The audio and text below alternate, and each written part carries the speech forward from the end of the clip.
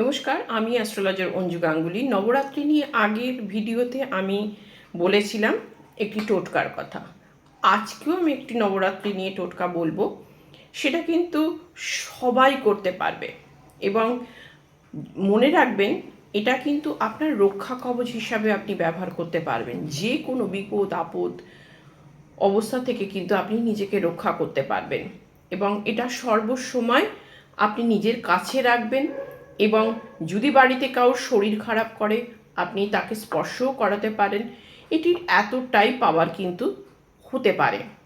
কি করবেন এবার টোটকার কথাতে বলি, আপনি কি করবেন। এইরকম ধরনের রলি অর্থাৎ মলি সুতো অনেকে বলেন, এরকম সুতো নিতে হবে। একটু সুতো নেবেন এবং এটা করবেন বৃহস্পতিবার দিনকে করবেন। কি করবেন না, এইরকম সুতো নিয়ে, এই যে এরকম দেখতেই পাচ্ছেন কি সুতো, যে কোনো দশকর্মার দোকানে পাবেন। এই সুতো নিয়ে আপনাকে মা দুর্গার নাম করে, অর্থাৎ ওং রিং দুর্গে দুর্গে রক্ষিণী স্বাহা, যেটা কিন্তু আমি আগেও বলেছিলাম, ওং রিং দুর্গে দুর্গে রক্ষিণী স্বাহা বলে একটা গেঁট দেবেন। এইরকম গেঁট পড়ল। এইরকমভাবে আপনি 9টা গিঁট দেবেন এবং প্রত্যেকটি গিঁট দেবেন যখন, তখন কিন্তু ওই একটি নামই বলবেন, ওং রিং দুর্গে দুর্গে রক্ষিণী স্বাহা। দেখতে পাচ্ছেন আমি গিঁট দিয়েছি, একটা গিঁট দিয়েছি। আপনারা কি করবেন না, বলবেন আর একটা করে গিঁট দেবেন। গিঁট কটা দিতে হবে না, 9টা দেবেন।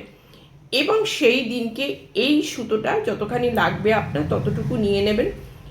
এই সুতোটা আপনি কি করবেন না, আপনার গৃহমন্দিরে অর্থাৎ আপনি যেখানে পুজো করেন সেইখানে রেখে দেবেন এবং যতদিন পর্যন্ত এই নবরাত্রি চলবে ততদিন পর্যন্ত ওখানে থাকবেন। প্রত্যেক দিন ধূপ দ্বীপ দেখাবেন, ফুল দেবেন পারলে। এইবার এইটাকে আপনার সঙ্গে সঙ্গে রাখবেন। এই সামান্য সুতো কিন্তু আপনাকে অনেক কিছুতে রক্ষা করতে পারে। এটাই হতে পারে আপনার রক্ষা কবচ। আপনাকে আলাদা করে কোনো জায়গায় যেতে হবে না, আপনি এইটা দিয়েই মায়ের সেই আশীর্বাদ আপনি পেতে পারেন। ছোট উপায় করে দেখুন আপনারা, এর মাহাত্ম্য তখন দেখবেন যখন আপনার জীবনে এটি কার্যকরী হবে। নমস্কার, জয় মা তারা। আবার বলি, নবরাত্রিতে সবাই ভালো থাকবেন। জয় মা দুর্গা।